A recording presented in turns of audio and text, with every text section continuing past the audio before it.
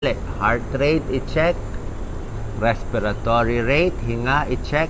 At itong mga senyalis sa katawan, tingnan mo kung naninigas ang leeg, bibig, kamay, at sikmura.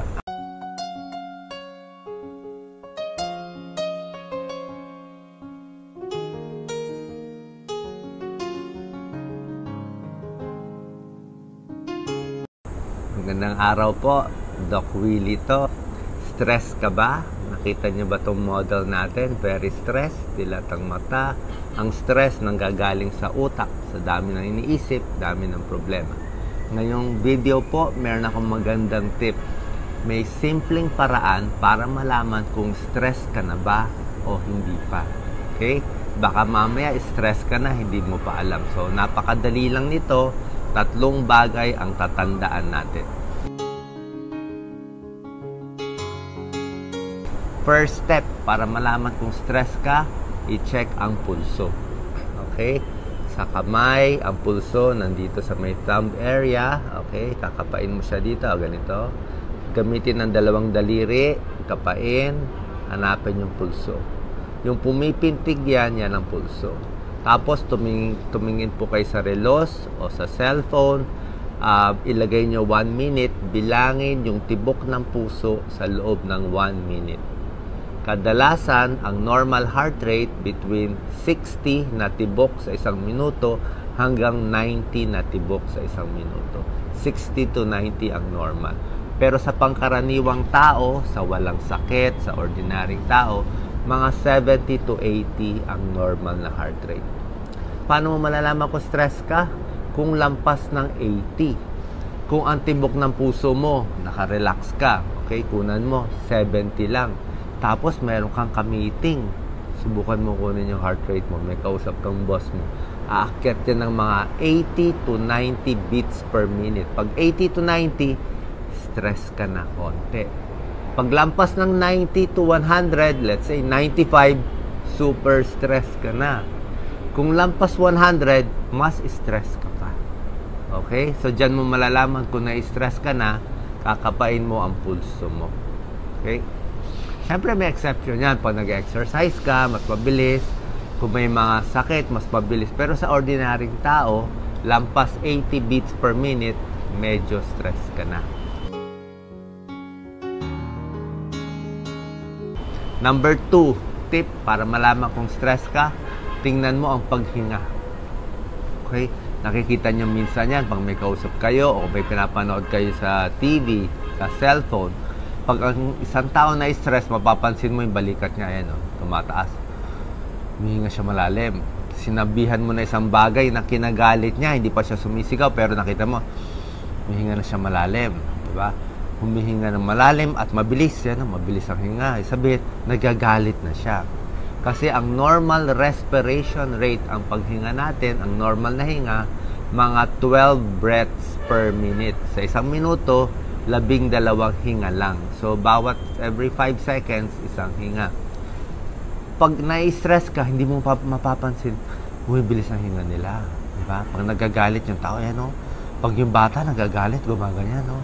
Yung ilong niya, pag galit na galit, lumalaki din yung butas sa ilong. Galit na siya. So, yan ang mga sintomas ng stress. Mabilis ang pulso, mabilis ang paghinga. Pangatlong senyales ng stress, makikita mo sa katawan mo. May mga sintomas and senyales ka. Ano yun? Pag na-stress ang tao, sakit ang leeg. Sakit. Naninigas kasi yan, sumasakit ang leeg. Okay. Balikat, sumasakit ang balikat. Okay, hindi mo napapansin na stress ka na. Pwede rin, ganito sintomas, nakasara yung bibig, naka-chin, naka-close ang chin, no? Kasi pag galit ang tao, parang tinitigas niya yung ipin niya. Ngayon, galit siya, tumitigas yung leeg. Isa pang sign ng stress, tingnan mo yung kamay mo. O, kamay ko, relax. Ang stress na tao, hindi mo napapansin, nakakamao. Pag may kausap ka, nakaganito ang kamay, ay mag-ingat ka na. Galit na yan. Yan ang body language. Yung mga bata, pag galit, kita mo, nakaganyan sila. Okay? So, tingnan mo yung kamay, yung leeg, yung bibig, at yung sikmura. mararamdaman mo, uy, parang mahapdi, maasim. Pag na-stress tayo, nagagalit tayo, naglalabas ng asido ang tiyan natin, kaya nangangasim yan. Okay? So, yan ang tatlong sintomas ng stress. Napakadali. Heart rate, i-check. Respiratory rate, hinga, i-check. At itong mga senyalis sa katawan, tingnan mo kung naninigas ang leeg, bibig, kamay, at sikmura. Anong gagawin natin para mabawasan ng stress? Babalik na rin lang natin itong mga sintomas natin, di ba? Unang gagawin nyo, hihinga ng malalim, pero mabagal. Higa. Mabagal. Pigil at labas. Pinapabagal mo yung hinga mo. Okay? So, voluntarily, pinapabagal mo hinga, dahan-dahan, para bumagal ka. Okay? Papabagalin mo yung hinga mo para bumaba respiratory rate. Pag pinabagal mo yung hinga mo, pati heart rate mo, susunod na rin yan. Isa pa, kung masakit ang sikmura, inuman ng konting tubig. Maligam-gam na tubig, konti lang.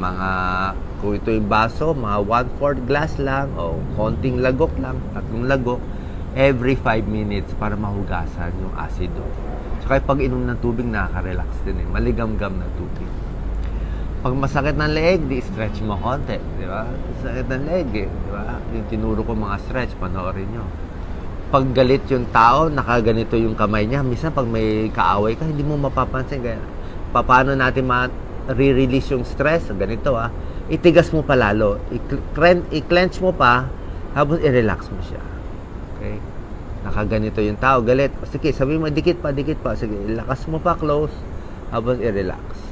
3 beses. Gawin natin, Close, galit, relax. Close, relax. Okay? At yung huling tip na napakahalaga para matanggal yung stress, bukod sa mga ibang tips ko sa stress, dapat yung pag-iisip mo ang marirelax. Okay? Oras ng galit pa rin yung isip mo, tuloy-tuloy pa rin ang stress sa buong katawan. So, paano ayusin? Tumingin sa magagandang paligid. Kung wala kang magandang surrounding, isipin mo na sa magandang lugar ka. Mag-isip ng magagandang bagay. Alisin mo yung mga kinakagalit mo, kinakainis mo. Pwede mo ilabas sa kaibigan, sabihin mo, at ma-release. At tumingin sa napakaganda. Ako kasi gusto ko talaga yung mga gandang halaman, nature. So, yan ang mga tips natin. Simpleng paraan para maiwasan na stress. Stress kasi galing sa utak yan para mabawasan to at matulungan kayo. Okay? Like and share po. Ang ganda ng tip natin. So next time magagalit kayo, stress na ba ako? Hindi. Tandaan nyo ang stress nakaka-cause ng heart attack. Pwede magdulot ng cancer, ng diabetes, ng sakit sa katawan. So alamin tong mga tips para habang maaga pa, malunasan ang stress. God bless.